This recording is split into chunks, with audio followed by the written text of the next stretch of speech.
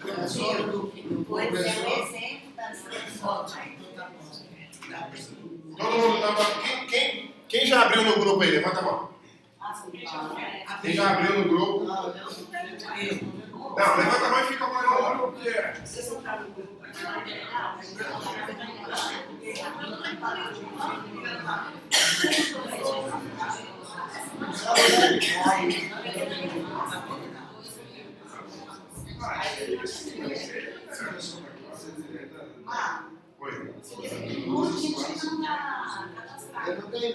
Eu coloquei no grupo as pessoas que vieram naquela lista ali. Mas eu vou pedir ajuda hoje. Calma aí.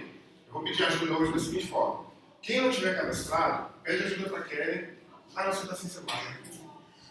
Quem não tiver cadastrado hoje, usa o colega do lado, só aí me passa no final da aula o nome, para eu poder, o nome e o telefone para eu poder colocar no grupo. Eu recebi uma lista com 27 pessoas que coloquei todas elas no grupo. É o grupo da sala. É, grupo de WhatsApp só nesse grupo. E vamos lá nesse grupo. Eu não quero demorar aqui agora. É que eu não quero demorar aqui agora, porque senão a gente poderia ir acrescentando, né? Eu poderia colocar também outras pessoas que estão acrescentando no grupo, mas aí vai demorar. Tem que colocar só a Rosa que eu vou ver aqui. E aí a gente já quero começar aqui, pra gente não perder tempo. A gente tem menos de meia hora já. Acho que chegou aí, vamos. Só que eu vou ter que reenviar os documentos, né? Pra você chegar. É, faça isso aí, né? Ó, a Meg colocada aqui agora. O Márcio colocou o contato dela. Márcio, se você tem uma Meg do lado aí, você usa pra mim, por favor, com ela. Só pra ver o mínimo de tempo possível. Mas aí eu coloco ela no nome que não, para abrir promessas. Vamos lá? Então, ó, vamos fazer o seguinte. Quem está com o grupo, abre aí no documento que chama promessas. Quem abre o documento. E quem estiver do lado, passa para o colega aí. A gente vai tentar ler esse texto aqui. É bem curto, mas eu quero ler ele todo. É legal. Antes de ler esse texto, eu quero perguntar uma coisa para vocês. Vamos lá? Todo mundo aqui? Ó, eu quero citar para vocês uma situação que aconteceu comigo há mais ou menos umas 2 semanas. Eu fui me reunir com 2 jovens que foram alunos da EBD lá na Memorial. São 2 jovens que estão circulando. Davi e Gabriel. Aí a gente foi se reunir lá no Dunkin' Donuts, lá do Sudoeste, e eles levaram alguns colegas da faculdade, são jovens, têm 22, 20 anos. Inclusive um deles faz história lá no MB, o Davi. E aí eles foram lá e levaram 3 ou 4 amigos, que são, alguns não são crentes, o outro é ateu, e a gente foi bater papo. Eles queriam que a gente fosse bater papo sobre religião. A coisa mais legal do mundo, 6 pessoas paradas lá no meio do café lá, falando sobre religião, e assim, nível profundíssimo, filosofia, teologia, legal demais. Aí, um dos jovens pega e fala assim, como é que foi que ele falou? Ele falou alguma coisa relacionada à dúvida sobre validade do texto bíblico. Sobre validade das profecias da Bíblia, né? Aí eu falei assim, ó, eu tenho todas as profecias do Velho Testamento que chegaram ao tempo de completar, foram cumpridas. Algumas não chegaram ao tempo ainda, né? Aliás, no Velho Testamento todas chegaram, perdão. O que falta é do Novo, né? Por exemplo, no Apocalipse.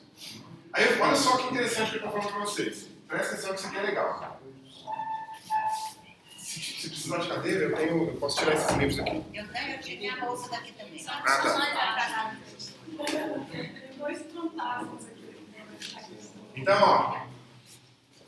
Aí, perguntou assim, por que... Ah, não, lembrei agora, eu estava querendo lembrar. Perguntou para mim se eu acreditava na evolução, se eu era evolucionista ou criacionista.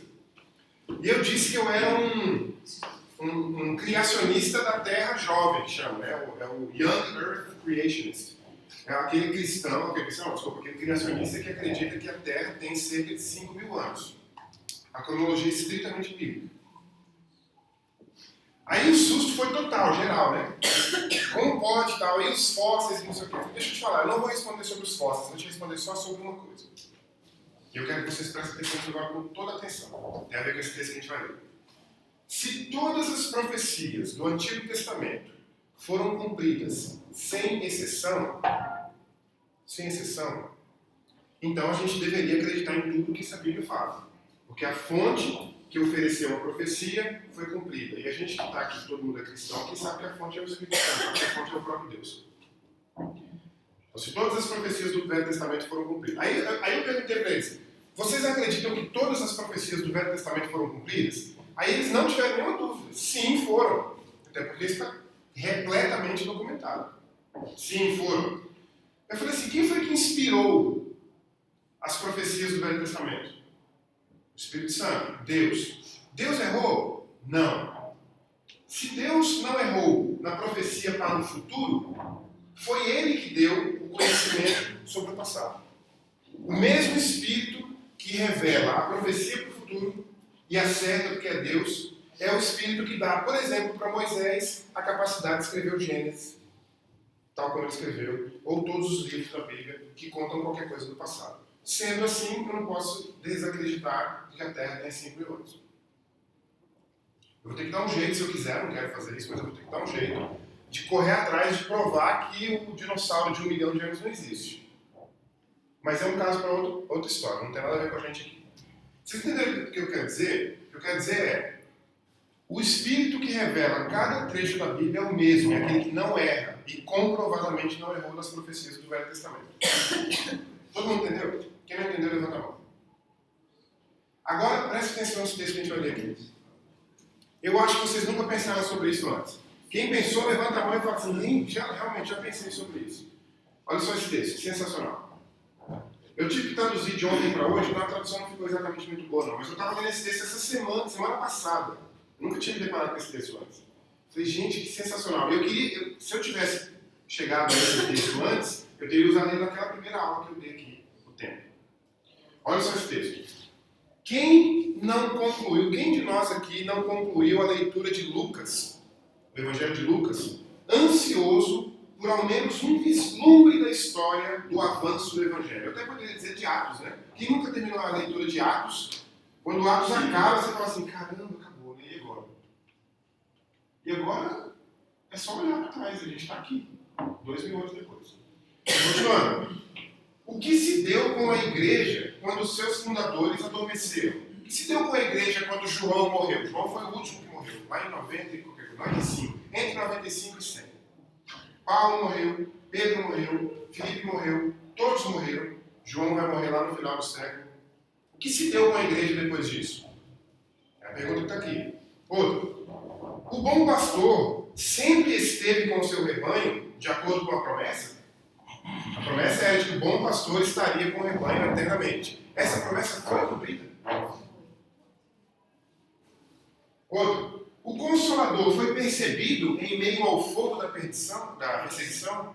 Então eu tenho lá, por exemplo, a história da perseguição da igreja, que a gente vai ver durante esse curso, e tenho a história da perseguição da igreja acontecendo agora. Eu, por exemplo, já assisti vídeos de cristãos sendo queimados vivos na África porque se converteu ao Evangelho agora, século XXI. O Consolador foi percebido por essa pessoa? Fica com essa pergunta na cabeça. O Espírito da Verdade foi realmente capaz de guiar os fiéis em toda a verdade e mantê-los na verdade?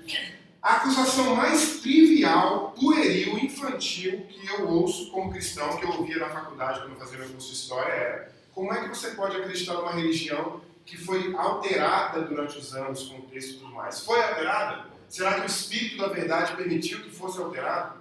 Eu posso mostrar para você durante esse curso que não foi. Não é porque eu quero forçar uma prova, né, vamos dizer assim, científica ou cabal, de que o Evangelho é o mesmo, o texto é o mesmo. É porque a gente tem o Espírito da Verdade que diz que mantém essa verdade. Eu quero que você perceba durante esse curso que crer em Deus não significa só crer no texto bíblico. Significa crer na promessa que está lá no Novo Testamento. Isso aqui é tudo promessa do Novo Testamento. A ideia no começo dessa aula era mostrar para você que para você estar claro que as promessas do Antigo Testamento foram cumpridas. Mas e as do Novo? A gente vai estudar os 2000 anos depois do Novo. Se eu tivesse dando essa aula aqui, se eu estivesse usando o texto do... Como é que é o nome do judeu lá que escreve a história dos judeus? É o... Flávio José. Se eu estou lá no século I, século I não, vamos colocar assim, no ano 10 dando uma aula um curso de História do Judaísmo. Será que eu posso pegar os 400 anos, mais ou menos, de intervalo, de intertestamental, né? Do Antigo para o Novo, e provar para todo mundo que Deus cumpriu com aquilo que estava sendo prometido no Antigo? Sim, posso. Então eu posso fazer a mesma coisa 2000 anos depois com o Novo Testamento? Essa é a lógica desse curso. Essas são as promessas do Novo Testamento que você pode encontrar, e a gente vai encontrando algumas à medida que o tempo for passando. E eu quero que esse curso seja para você o seguinte: tudo bem, pode ser história, pode ser livro, pode ser historiador, mas o que eu quero conhecer com a maior quantidade de detalhes possível não o quê, como essa promessa do Antigo e do Novo Testamento foi cumprida. Ela foi. Se a gente está aqui hoje nessa igreja, se existe uma igreja cristã hoje no mundo, independente de como ela seja, o julgamento é para outro momento. Se existe uma igreja de Cristo ainda hoje, é porque as promessas do Antigo Testamento foram cumpridas. Aquelas que estão no seu tempo de ser cumpridas. Faltam algumas, a volta de Cristo é uma delas. Certo? Então isso dá um certo conforto para a gente. Será que a gente vai realmente ver Cristo voltando nas nuvens?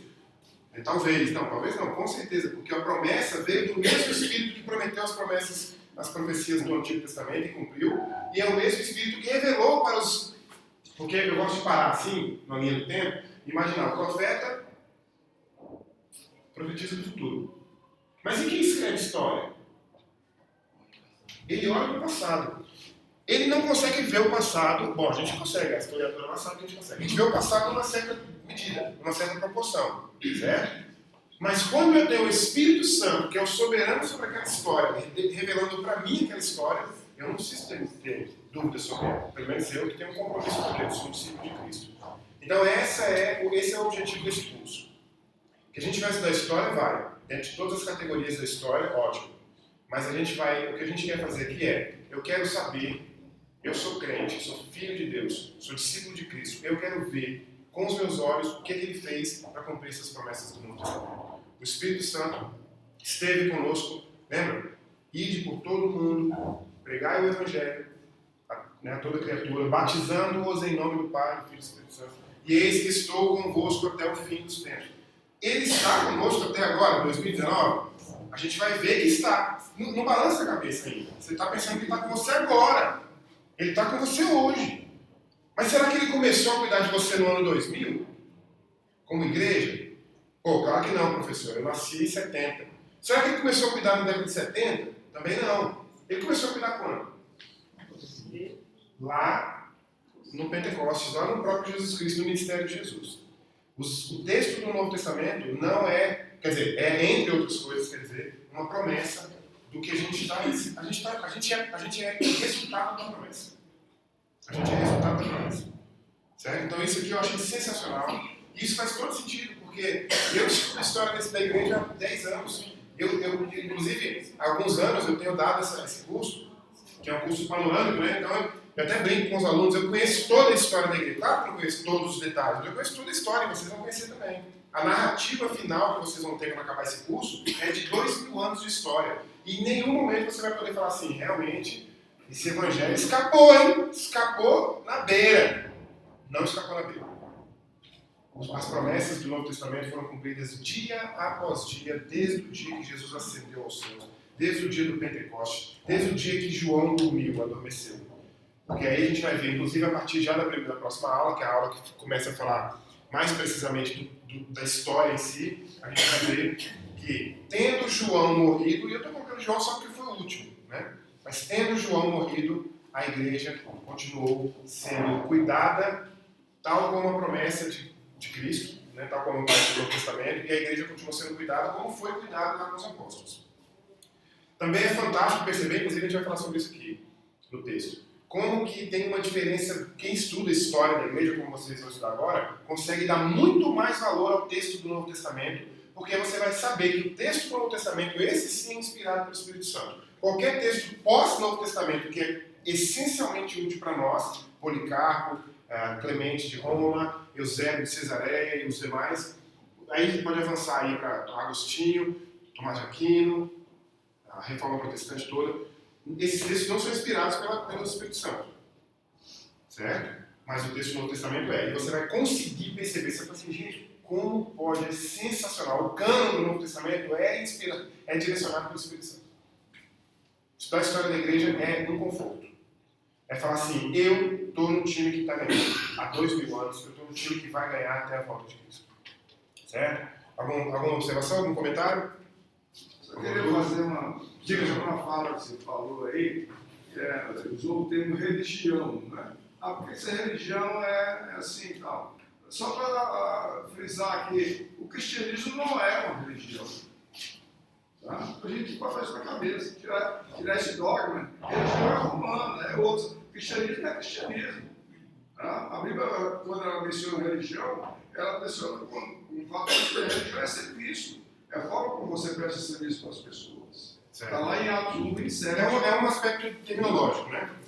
É um aspecto terminológico. Mas é válido o comentário, é válido. Pelo menos uma coisa o irmão pode dizer sem dúvida. Se existem 2 ou 3 ou 10 religiões, acertem o cristianismo. Eu vou mandar um texto para vocês que eu li quando a gente foi lá em João Pessoa, naquele congresso do William Lane Craig. Eu peguei um livro dele lá, o autógrafo dele e tudo mais, e vim lendo no aeroporto, no avião, e falei, meu Deus, que maravilha. É exatamente um texto que referenda tudo que o irmão está dizendo aí, mas com muitos detalhes. Vamos continuar aqui, ó, no próximo parágrafo. Ó, quero ler rápido para continuar na outra parte que eu tenho aqui.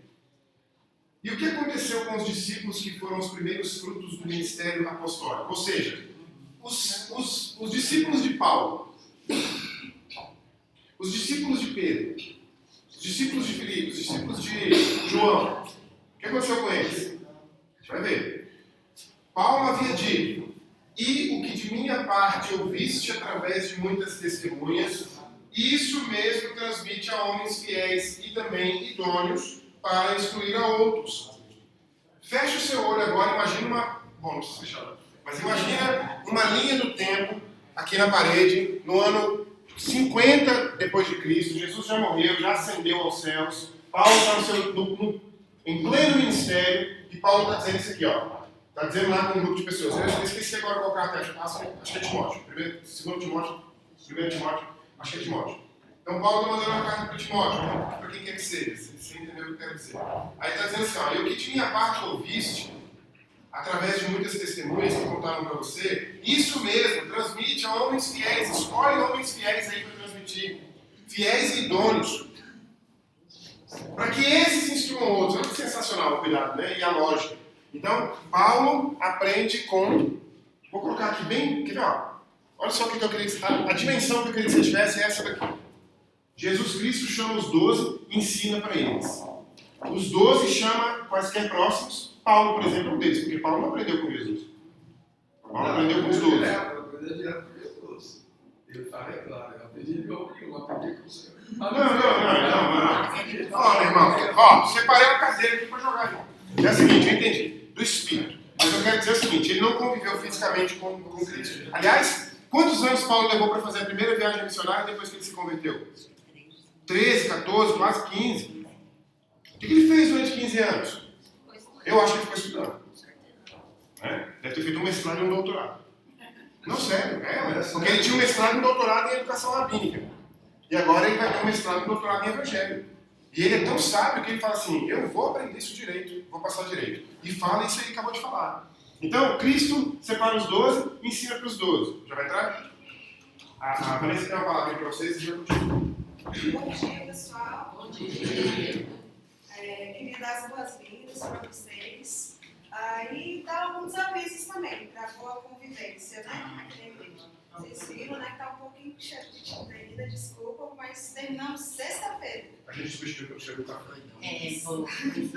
Para poder atender os irmãos, né? Depois os irmãos dão uma olhadinha, vai nas outras salas, vai lá em cima, porque está tudo diferente, tá? Prestigiem esse momento aqui na igreja. Sobre o horário, irmãos, os irmãos viram que as classes estão bem apertadinhas, né? Então eu peço para os irmãos que chegando primeiro, vão para o final, tá bom? Porque para não atrapalhar nem nada, os que estão chegando. Sobre frequência, a gente vai dar um certificado para aqueles alunos que vierem 75% das aulas. A gente vai fazer controle de frequência, vai passar uma listinha. Aqueles que fizerem menos de 25%, a gente vai recomendar que faça de novo. Porque 25%, né, gente, uma vez por semana. Também vai ser uma reprovação. É Reprovação não, ninguém está reprovado, né? Nós já estamos aprovados, já vamos para agora, né? Mas, para que os irmãos tenham o maior proveito, tá bom? Então, a gente vai dar um certificado para que os irmãos possam mostrar que fizeram o curso de panorama da história de Deus. Vai ter carga horária? Aqui é o professor Marmo, vai ser o único professor do início até o final, mas é um bom professor aí, vocês já vão ver aí no semestre, tá? Qualquer dúvida, irmãos, falem comigo. Não estão todos os nomes ali, porque aquela lista eu fiz quinta-feira, então não fiquem preocupados, depois a gente vai renovar a listinha ali fora. Mas os que estão matriculados, eu já sei que estão matriculados, tá bom?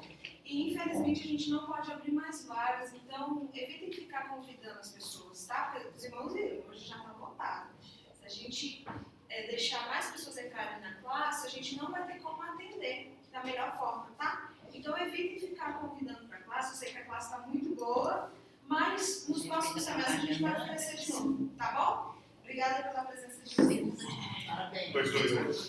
2 é. Obrigado, Vanessa. Bom, então aí, ó, voltando. Você tem lá, Cristo separa os 12, ensina para os 12. Os 12 ensina para quem? Como eu citei agora, Paulo é um deles. Policarpo é outro, só que mais para frente. A gente vai ver também isso depois. Aqueles que foram discípulos dos apóstolos ali, né? Aí, esses próximos vão ensinar para outros. Não é? Que vão ensinar para outros. E que vai chegar aqui no professor de história, Marlon, ensinando para vocês. Que vai chegar aqui em 2019 no pastor Mateus ensinando para vocês. Que vai chegar em vocês ensinando para outros. Então essa sequência é a sequência que garante, ou quer dizer, garante, que demonstra a promessa do Novo Testamento de que nós teríamos, só para usar uma palavra, né, que nós teríamos o Espírito Santo conosco esse tempo todo. Certo? Então, continuando aqui, ó. Aí tem o texto de Paulo, né?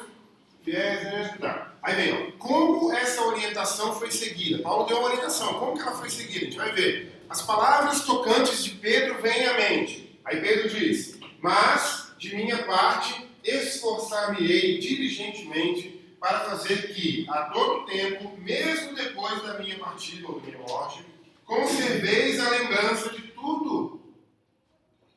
Então vamos lá. Pensa agora, pergunta para você mesmo e responde para você mesmo. O que Paulo, Pedro, João, enfim, o que os apóstolos ensinaram lá. Chegou a gente aqui, 2019? Sim ou sim? Responde aí para você mesmo. Sim ou sim? Sim, chegou. Né? E o trabalho que a gente tem de historiador, de teólogo, de, sei lá, qualquer outro, a gente é exatamente de reconstruir, perceber como foi. Se você pensar, por exemplo, numa pessoa que está lá no século II, ano de, por exemplo, 250, ele não está olhando para frente, ele está olhando para trás. Ele tem 250 anos, século II não, século III. Ele tem 250 anos para trás. E o cara que tem o século IV, e assim por diante. E aí a construção disso em textos, em bispos, em sucessões e assim por diante, é o que chega até nós aqui. Certo? Aí uma professora chega para mim na faculdade uma vez e fala assim, com um tom de sarcasmo mesmo, sarcasmo. Eu só não fui mais perseguido na faculdade porque eu não sou cheio de mimimi. Se eu fosse, eu teria sido. E eu também tenho boas respostas, graças a Deus, graças à apologética cristã. A professora chega para mim e fala assim, muito me admira, porque eu era mais velho da turma, eu era o segundo mais velho, na verdade. E o outro mais velho era o pastor. Muito me admira, lá no CEUB, história. Muito me admira uma pessoa como você, um professor há tantos anos, acreditar num texto, num conto da carochinha desse da Bíblia. Aí eu falei, professor, deixa eu te falar, a gente está lendo esse texto há 2000 anos. Eu estou lendo esse texto há 2000 anos. Você nunca nem leu o Código de Trânsito completo e obedece cegamente. Quem é que é mais criança aqui do que nós dois? Pô, estou lendo esse negócio há 2000 anos. Essa é a resposta certa. A gente está lendo isso há 2000 anos. Só que não sou eu que estou lendo há 2000 anos. É o corpo de Cristo, é a noiva de Cristo. E quando uma pessoa lá no século I, inspirado não, é porque eu sempre esqueço a outra palavra, inspirado e iluminado, quem falou? Iluminado pelo Espírito Santo, passa isso para frente com a segurança do Espírito Santo, que passa para frente com a mesma segurança e aquela promessa do Novo Testamento vai ser mantida. Não tem erro. Na nossa mente não pode ter erro, não pode ter dúvida. Eu sempre falava para meus colegas na faculdade que eram cristãos, você pode não responder agora, mas você marca a data para responder depois. Vai para casa e vai estudar, vai orar. E aí você vai ter uma resposta, porque tem resposta. Eu sempre também falava para meus alunos na escola. Um aluno na escola pergunta para mim um dia: que absurdo, professor, alimentou 50 mil num dia. Porque o texto diz que era 15 mil homens, mais 15 mil mulheres, o texto não diz, mais 15 mil filhos no mínimo para cada casal, e provavelmente algum casal com 2 filhos chega a 50. Jesus não alimentou 15 mil num dia. Jesus alimentou 50 mil. E olha como é que eu expliquei isso para o aluno. O aluno fala assim: que absurdo, professor, como é que vai 50 mil num dia? Eu falei: vamos fazer só um teste aqui agora? Eu estava numa sala de aula igual essa aqui, só que um pouco maior, com 45 alunos. Aí eu falei: lá no texto, não sei se você leu, aí eu falei com o aluno: você não deve ter lido, mas o texto diz que ele separou em grupos de 50. Está lá no texto. Separar em grupos de 50 já é inteligência sagaz, lá no século I. Ele separa em grupos de 50, aí estou eu aqui, Jesus, com um cesto cheio de pão e peixe. E tem os outros 12 cestos com 12 discípulos. Os discípulos estão aqui. Eu entrego um cesto cheio para cada um e digo: vai cada um no grupo de 50, alimenta e volta para pegar mais. Quando o primeiro chega, eu já coloco mais pão e peixe. Vai no próximo grupo de 50. A conta é fácil. A conta é fácil. E ainda falei no final: você tem razão. É um absurdo. Jesus não alimentou 50 mil num dia. Ele alimentou 50 mil em 3 horas. Porque a conta é essa. A conta é 12 discípulos para atender a 50 pessoas. E eu fiz o teste ao vivo na sala de aula. Eu falei: eu vou fazer o teste agora com vocês. Fingi que estava com alguma coisa na mão. Circulei durante a sala. Enquanto eu começava, entreguei um pão e um peixe para um outro, e levei ali em torno de 5 minutos, não sei, 4 minutos. Quando eu cheguei aqui na frente de novo, eu falei assim: agora eu estou aqui em Jesus pegando mais pão e peixe para alimentar a próxima sala de aula. 3 horas. Acabou minha aula. Certo? Então, a gente tem a resposta no reino, no corpo, na noiva.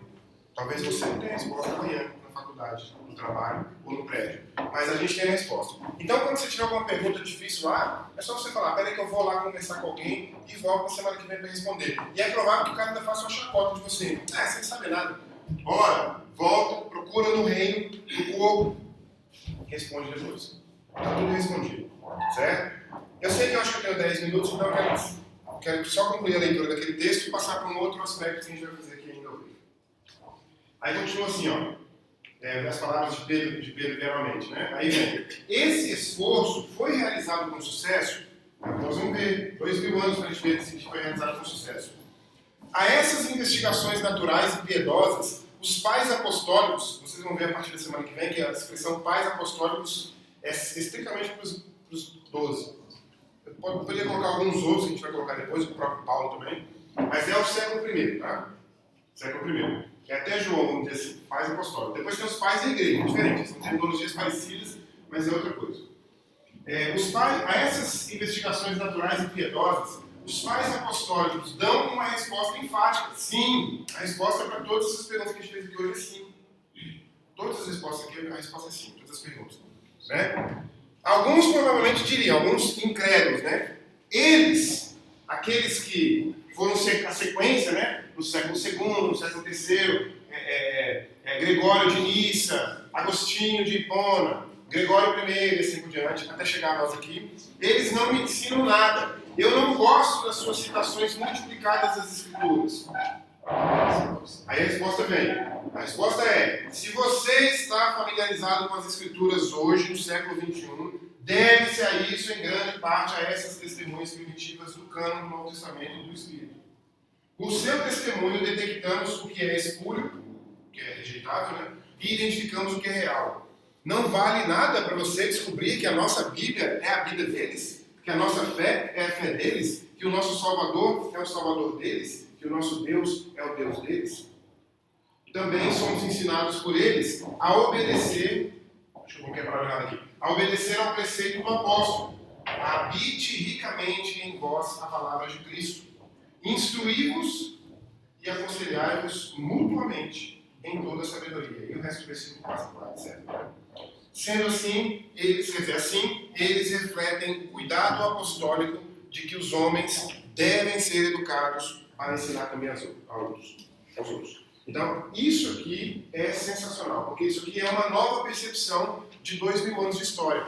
é, como eu disse no comecinho da aula, é a percepção de que eu tenho como comprovar que essas profecias do Antigo Testamento foram realizadas. Mas aí talvez você já tenha pensado alguma vez, mas isso do novo, né? Jesus não voltou ainda, e aí, será que é verdade mesmo? Peraí, já foram comprovadas um monte delas. Não só profecias, não vamos dizer assim, né? Não exatamente profecias, quer dizer, mas promessas. Promessas para vocês aqui, para nós aqui. Foram comprovadas nesses 2000 anos. E aí a gente vai ver isso durante esse curso, certo? Bom, saindo desse documento aí, enquanto eu vou abrindo o próximo documento, quem tiver alguma pergunta já pode fazer. Se alguém tiver alguma pergunta, pode fazer. O próximo documento é a emenda.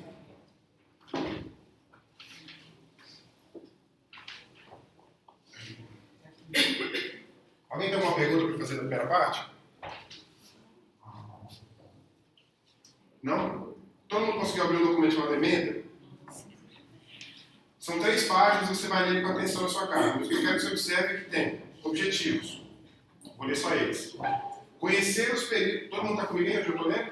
Conhecer os períodos e acontecimentos mais relevantes da história do cristianismo. Beleza? É isso que você vai conhecer nesse curso. Os períodos e os acontecimentos mais relevantes. Identificar os personagens mais importantes dessa história com os seus erros e acertos. Quem não errou foi Cristo, mas a noiva dele, que a gente tem que entregar sem mácula para ele depois, cometeu um monte de erro. Né? Quer dizer, a noiva dele não, convenhamos. Né? A gente, que é o cuidador da noiva, cometeu um monte de erro. Né? Mas a gente tem erros e acertos durante a história. Identificar as práticas atuais. Aliás, uma coisa importante sobre a história da igreja é que você percebe que algumas coisas que você pensava que era erro não eram, tá? Beleza? É libertador sobre a história da igreja. Por exemplo, você pensa assim, a igreja... Eu não estou aqui para julgar a igreja católica, tá? Mas eu estou falando de história. Então não se ofendam. Por razão nenhuma. Mesmo que você tenha sido católico a vida inteira. Não se ofenda, de verdade. O que eu quero dizer é, você de repente pode ter sido um tipo de pessoa que falou assim algum dia, mas a igreja católica é corrupta também, esses papas aí, dizendo que voltam lá em Pedro, que Pedro é o primeiro papa, que absurdo, a igreja católica mente dizendo que os papas vão até Pedro e tal. Olha só, deixa eu dizer uma coisa para vocês. Se não fosse pela igreja católica, a sucessão papal, nós não estaríamos aqui hoje, ou então estaríamos não sei como. Aliás, deixa eu dizer diferente isso, pronto. Para não contradizer o que eu acabei de dizer agora há pouco, né, que nós estaríamos aqui de qualquer jeito, por causa da promessa, vou dizer diferente. Coube a vontade de Deus que assim fosse. Eu não concordo que Pedro tenha sido o primeiro papa. Aliás, historicamente falando, eu não sou dessa opinião. Eu sou da opinião de que o primeiro papa é do ano 590. A gente vai ver se lá na frente no momento adequado. 590. Também é outra coisa que desmistifica, né? Porque você pensa que a igreja católica durou da igreja protestante até Cristo. Tipo assim, só teve uma igreja a vida inteira. Só depois da igreja protestante da reforma é que separou. Então se só teve uma, é católica até Jesus. Não. Eu até diria que o primeiro papa é o de 590, mas que a igreja católica, tal como ela é hoje, ou quer dizer, seguindo uma linha que é a de hoje, vai em 313, quando acontece o Edito de Milão, que é o momento em que o Império Romano deixa de perseguir a Igreja Católica, a Igreja Cristã. Isso foi um dos piores problemas para a Igreja na história, deixar de ser perseguida. Aliás, Jesus falou bem claramente, se você não for perseguir minha causa, você não está fazendo certo. Se você for amigo do mundo, você está errando. Aí a gente resolveu ficar feliz quando o imperador se converte. Bom, eu acho que se converteu de verdade, mas a gente vai discutir sobre isso depois. Certo? Não tinha razão para ele não ter se convertido. O cristianismo era uma religião muito pobre, insignificante do ponto de vista político. Não tinha nenhuma razão para ele se converter se fosse para ele ficar utilizando o cristianismo para se beneficiar, como é o que a gente pensa miticamente. Não mitologicamente, miticamente. O mito é, o Constantino não se converteu coisa nenhuma, ele utilizou a Igreja Católica para avançar o seu poder. Peraí, ele é louco? A Igreja Católica não tinha nenhuma autoridade política, social, econômica, não tinha nenhuma influência social, política e econômica, a não ser no grupo fechado deles, eram pobres. Só ali por volta do final do século III e início do IV é que começaram alguns ricos a se converter. E mesmo assim não eram ricos que se convertiam para levar algum tipo de aspecto do cristianismo para o seu âmbito social. Era o contrário. Deixaram o âmbito social para virar cristão, virava monge, vendia tudo. Fazia o que a gente nunca vai fazer aqui. Pegava toda a riqueza, vendia tudo, dava para os pobres, obedecia a Jesus e ia para o mosteiro. Então, mesmo os ricos que se convertiam naquela época não tinham influência política suficiente para justificar que o Constantino tivesse utilizado a igreja para se beneficiar. Que ele se beneficiou com a igreja é óbvio, não é idiota. Mas ele se converteu, eu acho que ele se converteu de verdade.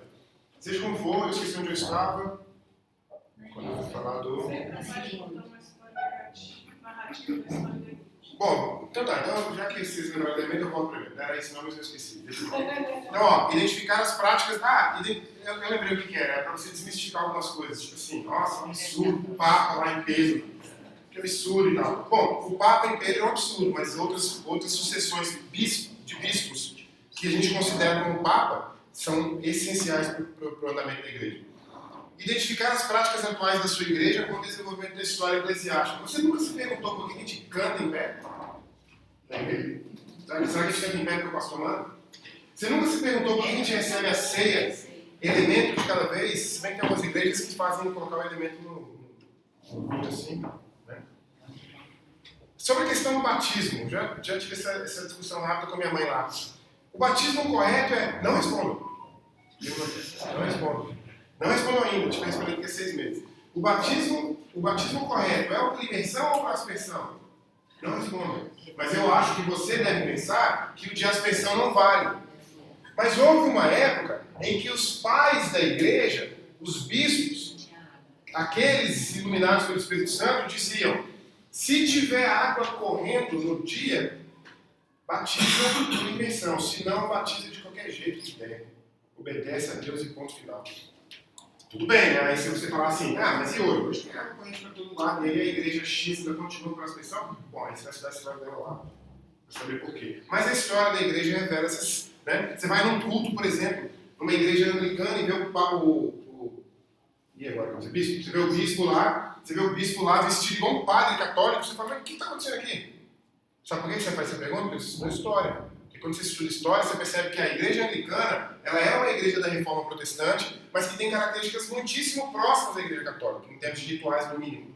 Pelo menos em termos de rituais, né? Então os rituais deles são semelhantes à da igreja católica, mas é a igreja protestante. Né? A gente podia fazer isso um dia aqui, a gente podia dar uma pernada no pastor Mateus aqui no domingo à noite e assistir um culto na igreja anglicana que tem aqui em Brasília, todo mundo junto. Alugava uma van, pegava o Everaldo e ia na sala de história da igreja para assistir um culto na igreja anglicana. Pode fazer isso? Concluindo, vamos lá ver. Eu posso manipular a gravação. Aconteceu muito isso na história da igreja. Vai dar certo a gente ver que a gente está estudando, né? Sim, sem dúvida.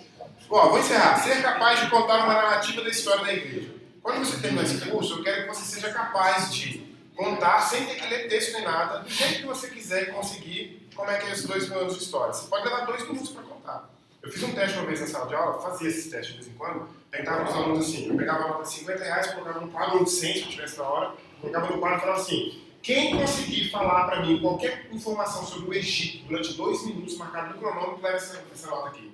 Todo mundo voava para cima para querer fazer. Eu pegava a lua, botava aqui na frente, marcava 2 minutos e falava assim: conta pra gente tudo que você sabe do Egito em 2 minutos. 20 segundos acaba. Quando você terminar esse curso, eu quero que você seja capaz de contar 2 mil anos de história, nem que seja em 2 minutos.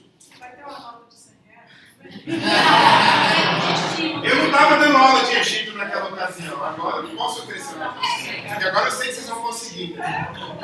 Mas se esse for o único motivação, eu separo um aluno e aí, para terminar, ó, conhecer a bibliografia mais especializada sobre a história do cristianismo. Por exemplo, eu trouxe aqui a Kellen O'Day, ela saiu. Kellen O'Day, eu trago um livro para EBD, porque eu trago à toa mesmo, mas é porque eu gosto deles comigo. Então tá aqui, ó, para vocês darem uma olhada, depois se quiser. Vamos ver se é desse dia, acabou vindo sem querer. Esses aqui são os meus. Aqui tem Cristianismo através dos séculos, História Ilustrada do Cristianismo, 2 volumes, Teologia Sistemática, Histórica e Filosófica, História do Cristianismo na América Latina, História do Pensamento Cristão, minha área preferida, trata de História da Teologia mesmo, como que se pensa a igreja, como que se pensa o Evangelho, pensa, como que usa filosofia para pensar, para responder, para discutir, e o de cima aqui o nosso, certo? Depois podem olhar aqui se quiser. Eu acredito que esse material aqui seja o melhor que existe, mas eu não acredito que você precisa ler nada desse aqui para aprender. O do Franklin Ferreira também tem ele, eu já vi. Ele é mais semelhante a esse aqui, porque ele é bem de cursinho mesmo. Mas é bom. Então, a gente vai chegar na história dos batistas, mas não vai falar sobre ela. A menção que a gente vai fazer dos batistas é que quando a gente estiver falando sobre a reforma protestante, a gente vai dar uma olhada nos ramos, nas ramificações que vieram dela. Mas a gente não vai entrar em nenhum detalhe. Aliás, na próxima aula eu pensei que eu pudesse fazer isso hoje, mas eu fui surpreendido com uma aula de 30 minutos. Na próxima aula eu quero apresentar para vocês um programa que eu estou preparando, já começou, que tem a ver com um canal no YouTube, onde eu vou ensinar vários cursos. História do judaísmo, história do catolicismo, história de religiões em geral. E aí vai ter, por exemplo, história das missões, aí pode ter, por exemplo, história dos batistas. Por exemplo, né? Coisa de 20 horas ali e tal. Certo? Mas no nosso curso não. Você vai ver, junto com o batista, você vai ver o presbiteriano, você vai ver o anglicano, você vai ver o metodista, assim por diante. Certo? Com detalhes não. Certo? Alguma pergunta? Diga, meu irmão. De novo, como aqui passar, você usou de novo uma frase aí que se a gente não fixar, fica meio catolicismo, católico, desde católico. Católico somos nós todos. Eu não sou católico, né? Eu sou evangélico. Então, se você dizer igreja romana, aí outra coisa, que católico é a palavra universal. Não, mas deixa eu te falar, sabe qual é o problema desse seu discurso, irmão? O problema é que ele não funciona na mente da gente. Não funciona, não funciona. Por exemplo, Mas eu estou falando, Deus chamei a atenção, que aqui é a sala de aula. não, beleza, aí assim, Aqui, no nível do debate eu acredito, mas não adianta eu chegar no meu trabalho amanhã e falar assim, eu fui na igreja ontem, rapaz, sensacional. Ué, é mesmo? Como é que é o nome do padre lá? Ué, como é que você... olha, eu sou campeão hospitalar, eu fui visitar um paciente no hospital e uma acompanhante, e ela saiu, o senhor não me viu não, porque ela é católica. Aí eu falei para ela, fala para ela que eu também sou. Ela voltou. Não, aí eu Entendi, mas aí é uma estratégia de evangelismo. Então a gente se entender. Não, entendi. Nesse sentido eu entendi. Mas é que essas tecnologias precisam existir para dar sentido para a gente. Todos esses aspectos. Isso, aí sim. Alguma outra observação? Pessoal, vamos fazer o seguinte, vamos vir todo domingo, todo mundo, sério. Mesmo que vocês não gostem, a gente não faz só o que gosta não, vamos sério, vamos sério. Outra coisa importante. Se você não tiver... Deixa eu falar que todo mundo ouviu. Se não estiver gostando, tem que falar comigo. Comigo. O professor não gosta de falar muito alto. Talvez eu até diga para você que eu não vou mudar, porque não tem jeito. O estilo, eu preciso falar, então eu vou ter que ter um microfone. Mas, professor, você fala muito rápido. Aí sim, eu preciso parar de falar tão rápido. Eu acho que eu falo muito rápido mesmo. Eu gosto dessas intervenções que o irmão colocou. Continue com elas. Todos têm que trazer intervenções como essa. Eu vou discutir nesse nível também. Eu, inclusive, gosto porque é a hora que eu tomo café, que eu estou falando o tempo todo, mas o irmão levanta a mão, opa, pode falar. Aí eu vou no café. Você pode observar que toda vez que alguém chama a mão, eu vou no café. Vem que vem terá cafezinho de novo? Todo domingo. Eu sou o responsável pelo café todo domingo, vocês trazem a comida. Mas. Eu me interessei por esse tema exatamente por isso. Eu estava falando com o Nivaldo que o grande problema que nós começamos hoje é por falta de conhecimento. E, claro. Se nós tivéssemos esse Conhecimento é poder. e eu, quando eu ensinamento na sala, preciso desse material também. Todo cristão devia ler esse material. Olha aí, ó. Vamos botar o microfone na boca do irmão. Todo cristão devia ter esse material. É essencial, gente. Mas outra coisa que se aprende com a história da igreja, sabe o que é? A gente coloca as escrituras no lugar dela, mas não fora do lugar dela. O lugar das escrituras é de autoridade, não é de maior importância apenas. Não é. Não é. Para nós é tão importante estudar a história da igreja quanto ler a Bíblia. Só não é mais autoritário ou de autoridade. É tão importante quanto. Você não pode ser um bom cristão sem saber sua própria história. Não pode. Não pode. Você não pode amar o católico se você não souber, por exemplo, que ele reza uma Ave Maria por um aspecto histórico. Que se você mostrar para ele o aspecto histórico, é possível que o Espírito Santo revele para ele. Olha aí, ó, tá vendo? Esperou esse tempo todo para um historiador chegar para você e te dizer por que você reza a Ave Maria. Entendeu? Então é para isso, olha, tá vendo? É um ótimo motivo para estar aqui. Não falta não, pessoal. O que acontece? A maior decepção da gente, eu dou aula para 1 ou 100 pessoas, mas a maior decepção é que começa, todo mundo com um sorriso até aqui, achando a aula legal, pelo menos uma aparência fisionômica, aí chega daqui a 2 meses, tem 5 alunos, no final tem 3. Na outra experiência que eu tive no memorial, tinha 22 alunos no primeiro dia, no final tinha 4. O que aconteceu no meio do caminho? Alguma coisa que tem a ver comigo. Se for o conteúdo, você tem que aguentar, bicho. Tem que aguentar. Você não faz só o que gosta, não. Ninguém faz só o que gosta. Quem fez faculdade ele sabe. Eu odiava as matérias de didática. Eu fiz licenciatura. Detesto. Eu queria ler história, queria Idade Média, queria Idade Antiga, queria Idade Contemporânea, queria teoria da história.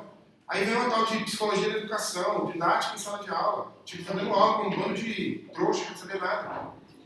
Detestável. Fiz todas, nota máxima, passei, peguei o diploma e fui embora. A gente não faz só o que gosta. A gente não faz só o que gosta. E ainda tem um detalhe. Eu estou dando para vocês a oportunidade de construir comigo essa aula que a gente vai fazer durante o percurso. Professor, o que você acha de falar sobre isso, sobre aquilo? Não fala sobre isso. Ou então, como fez o irmão ali, cuidado com a palavra católica. Cuidado com a palavra religião.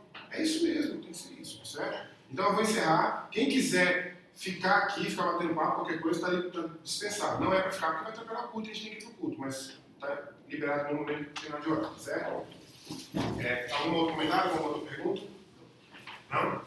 Então beleza. O grupo do WhatsApp, para vocês participarem também, tá certo? Faz comentário lá sobre a aula, faz pergunta, eles vão usar. Eu coloquei lá, fiz um pedido lá ontem e ninguém respondeu, né?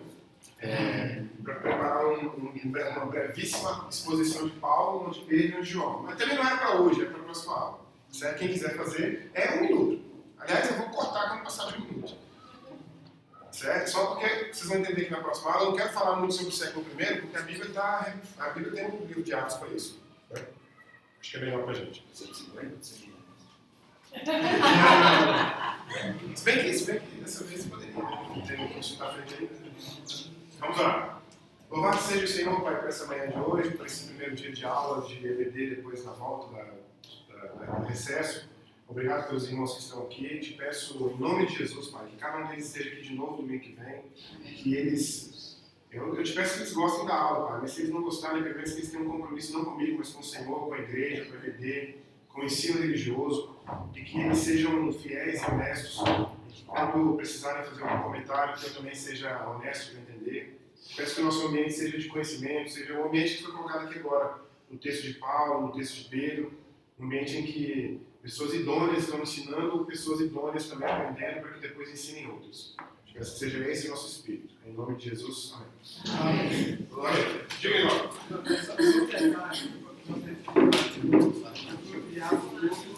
Na nossa praça.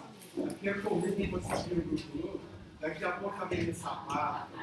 Tá. Então vamos concentrar. Bom dia, boa tarde. Eu vou dar classe. É só uma classe. Obrigado, Miguel. Valeu, Leão. Valeu, irmão.